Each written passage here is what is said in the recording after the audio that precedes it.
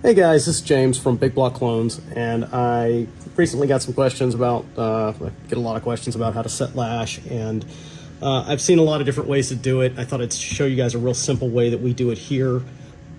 This cylinder head is one of our, it's just a head that we haven't done anything with yet, so I dressed it up with some RPM Plus, level 2 type, thin lash caps and titanium retainers so that you could see, you know, it's really obvious, the travel.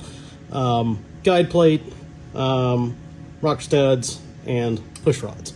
Now, one thing that I see is people will put these rocker arms on and, you know, they'll wiggle around all kinds of stuff. And that is because they're missing the guide plate. So you never want to run a standard stamped rocker arm like this without a guide plate. You gotta have that first. So the next thing is, it's not as critical once you get all this here, when you're ready to put the rocker arms on. It's not critical that you have the engine sitting at top dead center. Right now this is just a crank and a cam that I spin with my handle back here. But so there's no piston in it, you know, that doesn't have anything to do with it. What you're looking for is when the push rod is all the way up on one side and all the way down on the other. And then you can lash that side.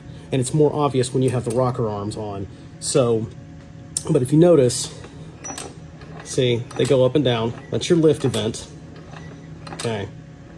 So this guy's all the way up right now. So that means the exhaust valve is open. I'm going to install the intake rocker arm. This is your rocker. This is the lash adjuster. So just run him down on there. And we're going to lash these guys to 0 lash. You don't need feelers, you don't need any of that stuff. Just set them all to 0 and you won't have any problems. Okay, so that's with a guide plate. See, roundabouts at 0 lash. We're going to check it out again. Roll it over. There's a lift event right there's peak lift. Closed. And so we know that at peak lift on this guy, boop, right there, this is closed. It has to be. Because if you have both your valves wide open at the same time, you don't have any compression. So in that spot, we can install this guy, run the lash adjuster down just until it stops, finger tight. That's it.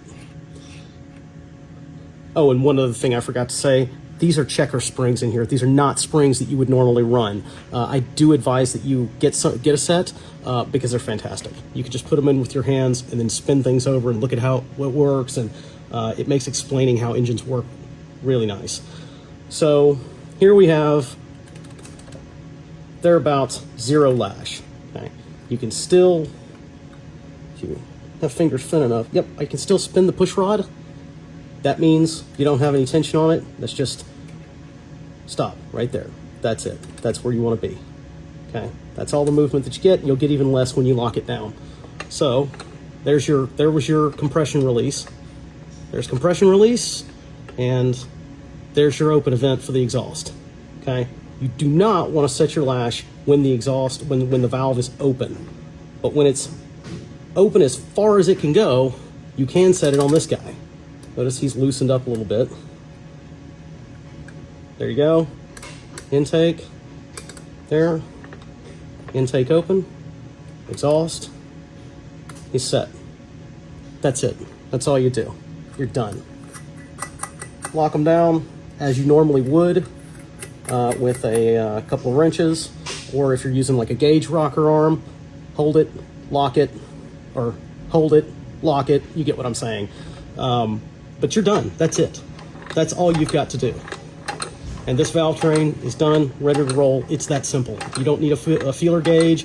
I mean, you can set them to 3000s, but they'll be loose. That will make it hard for you to pull start it because the compression release will not fully activate on the exhaust side. And that is another reason why we run 0 lash, because if you run 0 lash and it's tight enough, your compression release will just be magnificent. I mean, like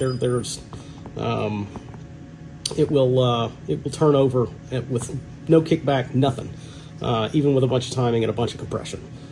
So there you go. Let me know if you have any questions, and see you guys in the next one.